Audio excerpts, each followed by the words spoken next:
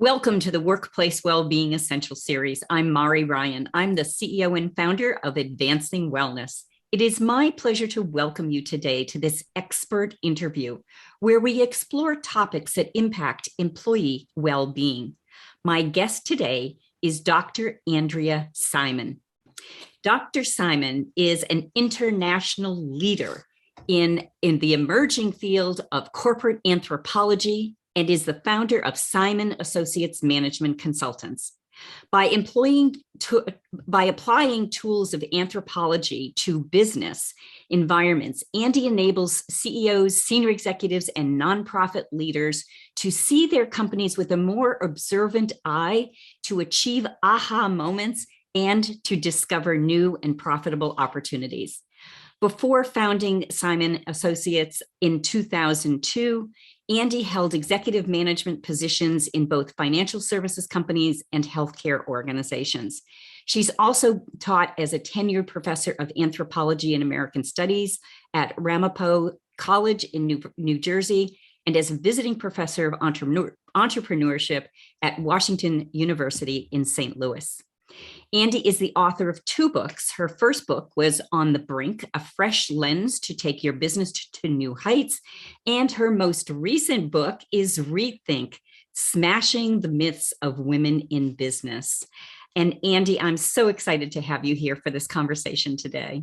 Oh, Mari, it's really such a pleasure. It's so much fun to share with you. Thanks for the opportunity. Oh, that's good. So, it's not every day that I get to talk to an anthropologist, much less one who works in the same realm that I do in the world of business. And so we want to look at this idea of anthropology, which is that study of humanity that encompasses human behavior, culture, and societies, all of which exist within the business world. So no doubt this is going to be enlightening on many aspects of those topics. So Andi, I'm curious, tell us about this marrying of the anthropology and business. Mari, it's a very interesting question. People ask me all the time. I thought anthropologists study small-scale societies. I asked them, what makes you think a business isn't a small-scale society? I mean, maybe you don't think there's a lot of kinship going on in there, but I have a hunch there's a whole lot of ritualization. There's certainly a culture, and people share. Remember, we're herd animals as humans. And when we join a place, an organization, we do so because it feels like we belong, and humans very much want to belong. So when you take the tools that we developed to study really unknown, Trobriand Islanders weren't well known. Growing up in Samoa, Margaret Mead was really studying things that really hadn't been done before. But when you begin to apply that to things we think we know, what we realize is that people go about their daily lives, the habits take over, and they really don't know what they're doing. And just ask somebody, how did you get that bought on that computer? And they'll tell you, and we've done this, they'll tell you the process they go through to buy something on the Liz Claiborne site. And then you watch them actually do it, you video them. It has nothing to do with what they thought.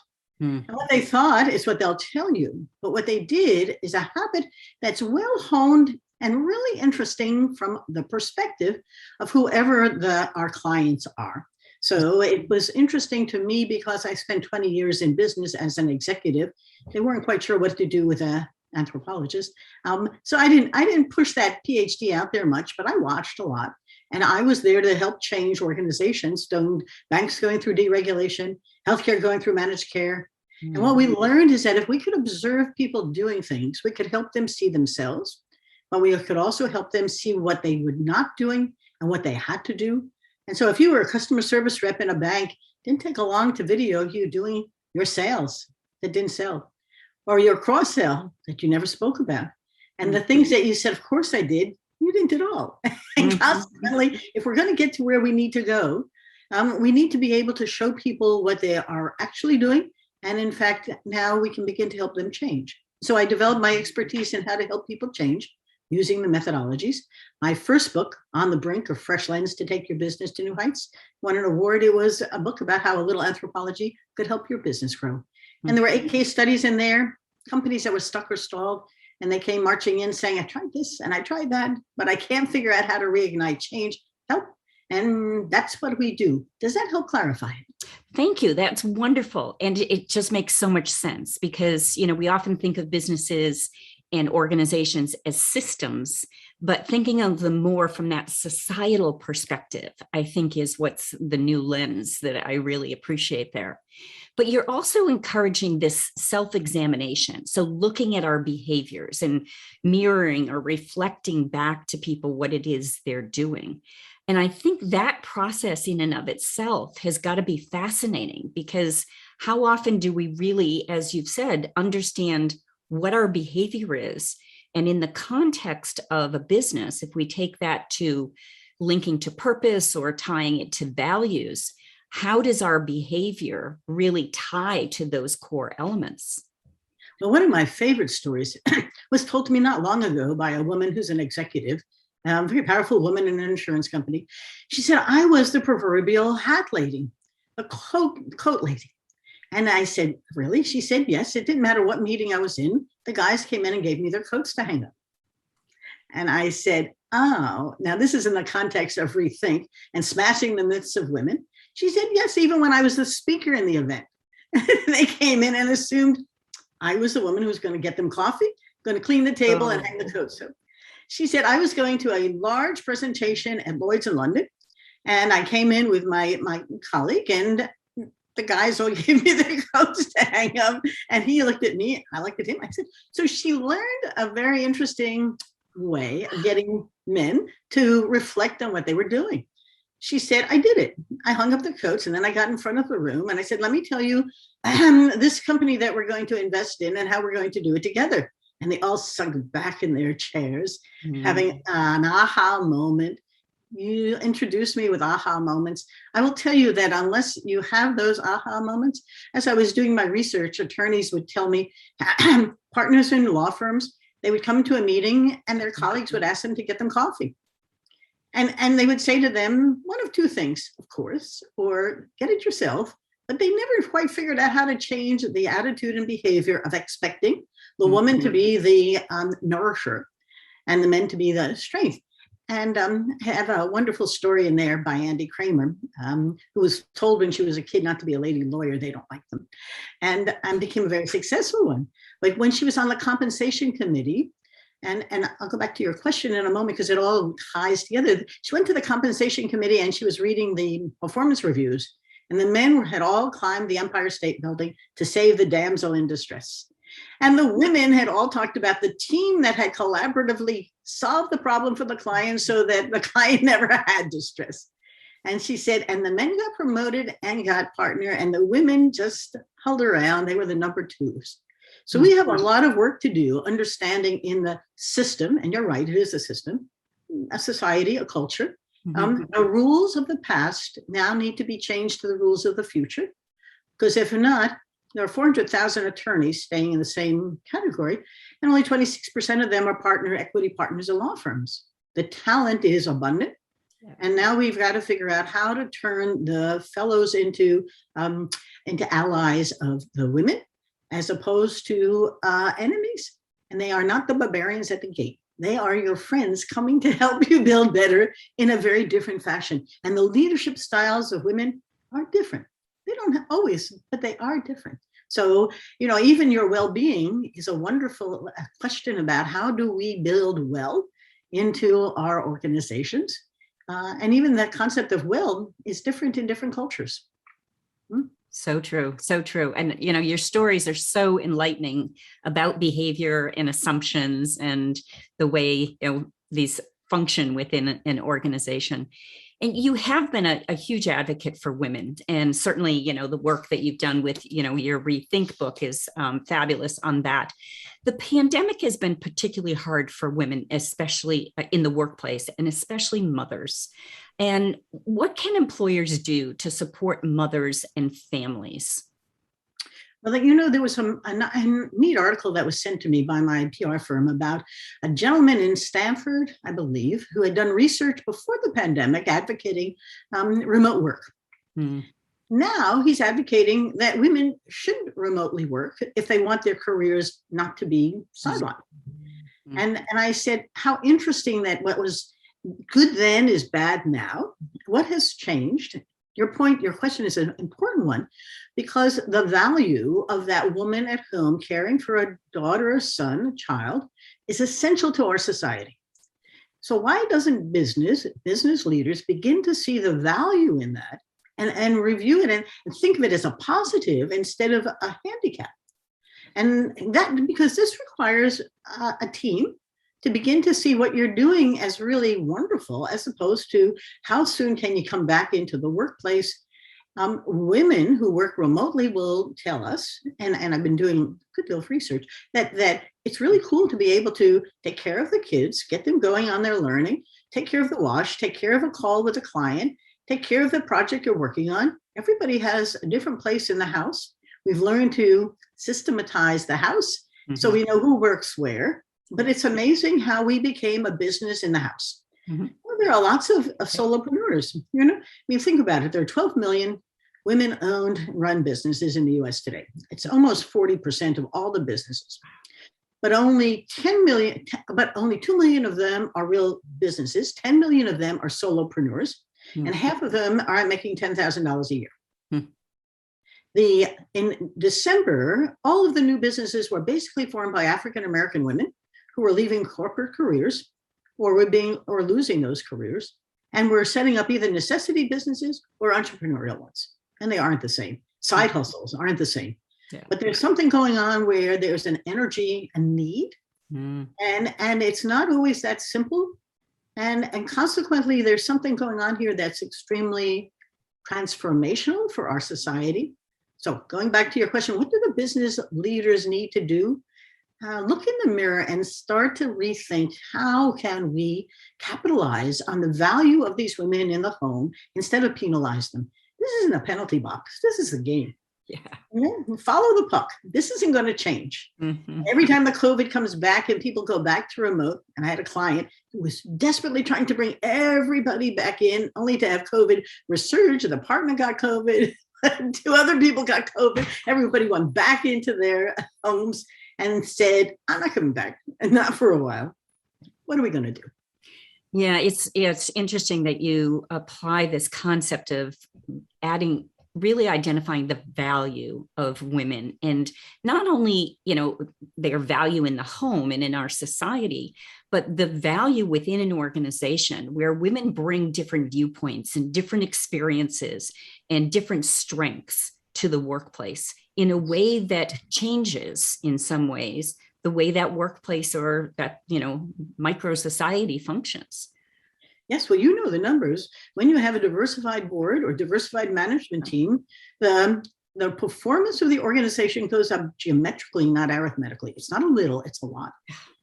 And cognitive diversity, you can talk about gender diversity, you can talk about racial diversity, but the cognitive diversity that people bring adds a flavor to our thinking if you'll hear it.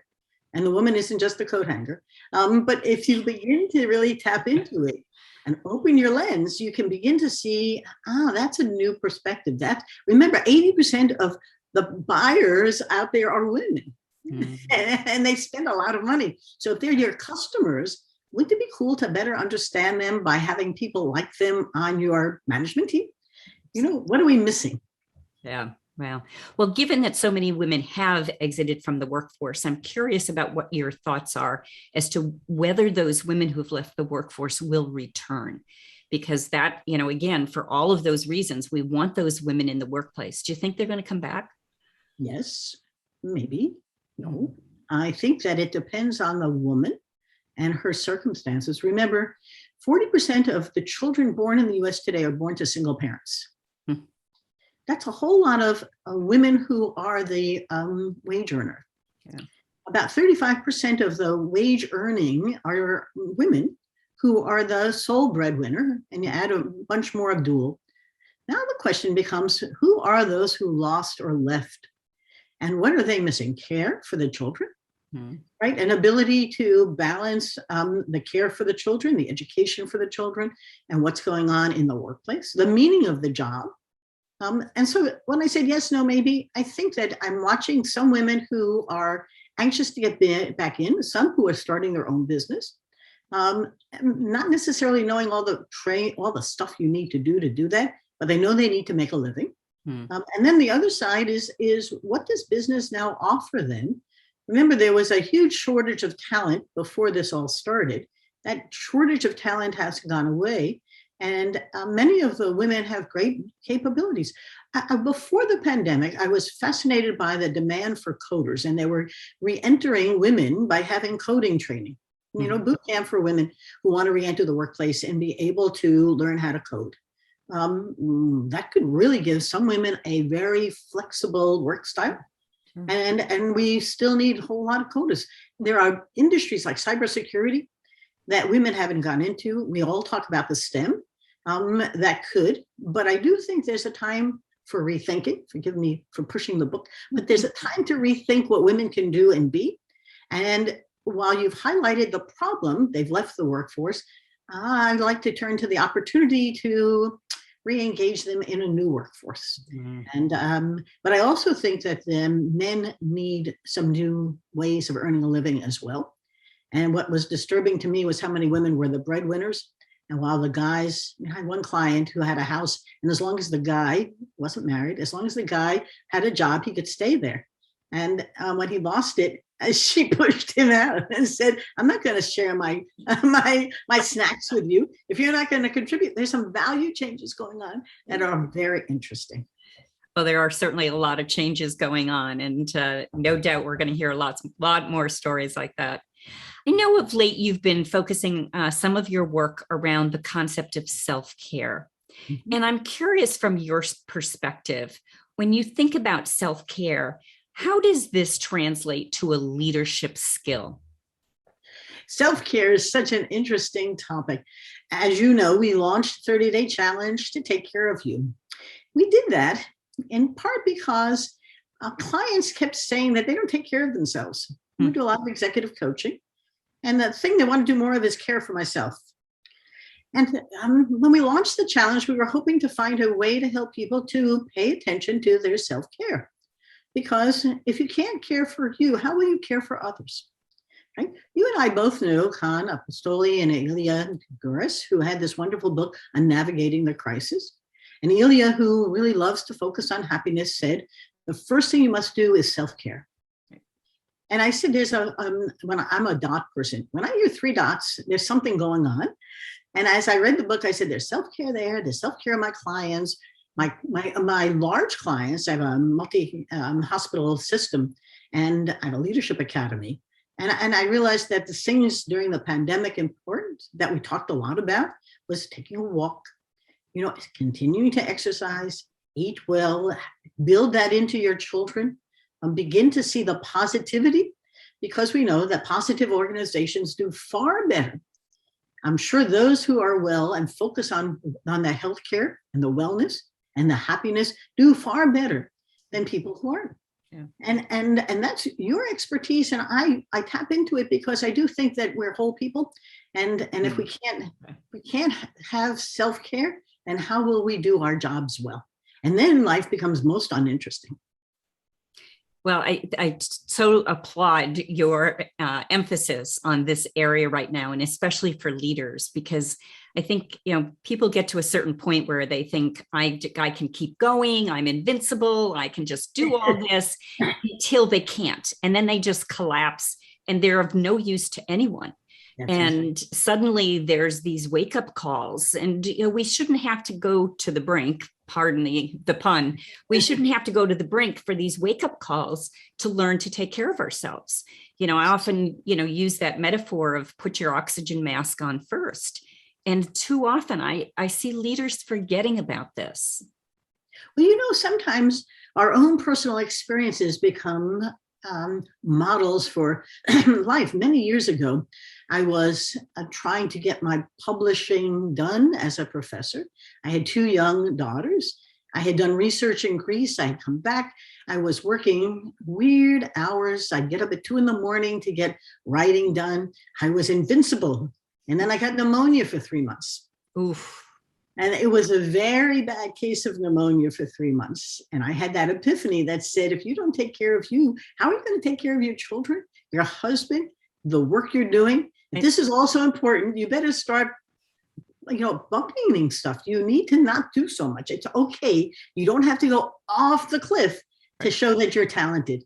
And that was a really important, I vividly remember that wake-up call, because it made me say a good night's sleep is far better than working on sometimes I push myself a little bit, but then I go, nope, come back. It's important. Yeah. I think we all do. And setting those boundaries and knowing that the importance of those boundaries, and that you're not saying no to things, you might just be saying not now. So Yes. Also important. You often talk about in your work, change is your friend. And I'm curious about why it's important to make change your friend. Oh, because you hate change and humans hate it. The human being, the human mind is very happy when it doesn't have to have unfamiliar things inside it. The mind does exactly what it thinks you want it to do. It loves the familiar. It loves the habits. It's very efficient, and it follows your own story. So things change. The pandemic was a perfect illustration of how we can, in a moment, go all remote. I had my healthcare clients in a weekend, put everybody on remote care. A mental health client of mine, completely, 30,000 people in a moment. So we can change. But the brain literally creates cortisol when it's learning something new or has to change. Mm-hmm. And that hangs around for 26 hours and it feels awful. Mm-hmm. So what we've learned is that you can make change your friend if you stop that pain by turning your mind from, oh, this is bad, to, oh, this is good. And I often, when I do a workshop, this is just managing your mind. I say, every time your mind says, no, that's not the way we do it, say, yes, that's a good idea. Change the voice, change the location, begin to see the possibilities of the new. And then you need a team, because to do it alone is very lonely. And if you start to lose weight or exercise more and your family's all looking at you while they're eating and you're not, that's not going to help. Okay. So the whole world you're in has to begin to shift as well. Before the pandemic, I would tell my clients, don't hire me unless you're ready to have a crisis or create one, because if not, you're not going to pay attention. So, and the first chapters in my first book were all about clients who were on the brink, literally. And they came marching in because this didn't work and that didn't work. So what do we do? And part of it was that they were a crisis moment. No new clients coming in, the business is stalled and they couldn't hire and keep people. It's an interesting catalyst. They're catalytic moments. But if you make change your friend, like entrepreneurs tend to do, the things on the edges, your mind says, oh, that's interesting. And when you start to say, that's a great idea, the more ideas you have, the more likely you're going to have great ones.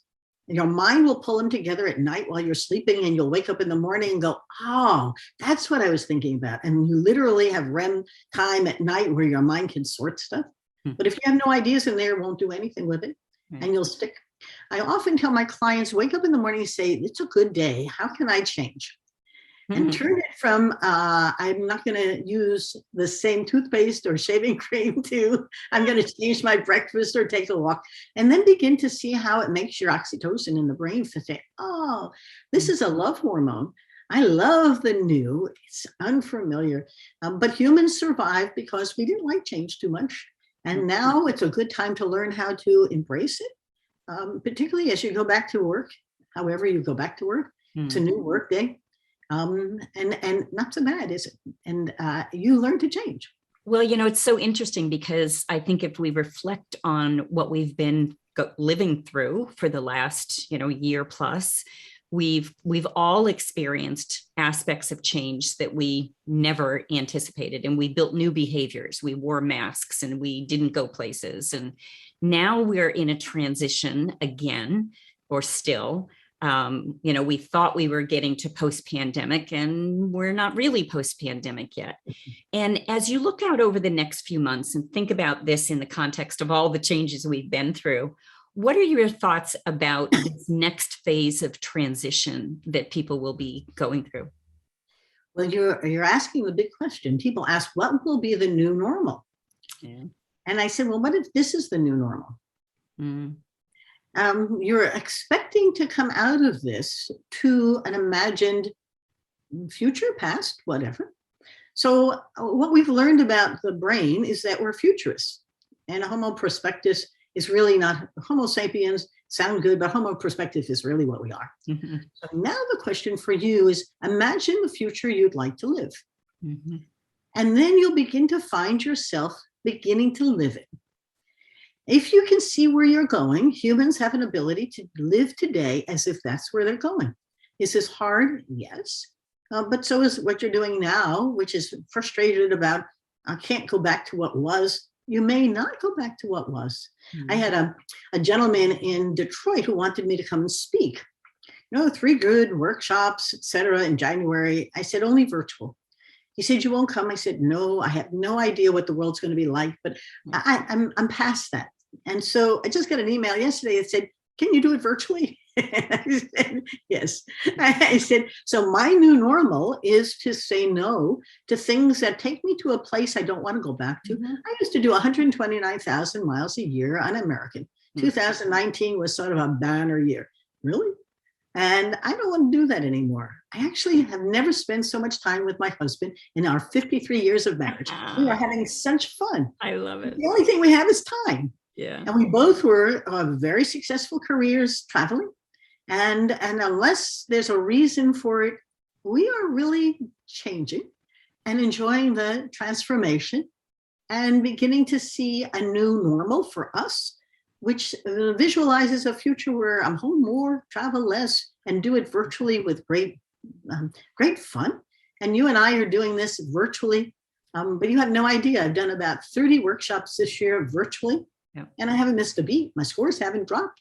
And people now see that maybe this isn't so terrible.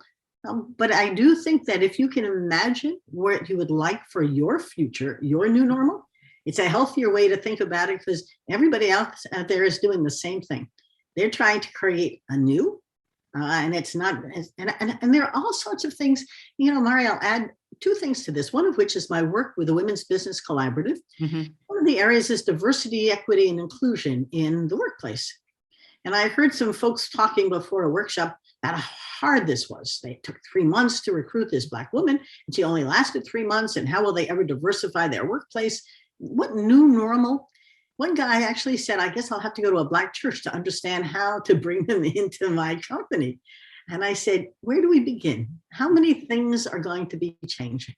So, and then on the other side, folks in Idaho said, Amazon and others are coming into Idaho to steal our people at higher prices, higher salaries. So we have to now recruit from South Carolina folks to work for us remotely. Is this new normal? I don't know. But I can share enough dots to make you think that the whole world is in change. So try and imagine, what do you want? What do you want?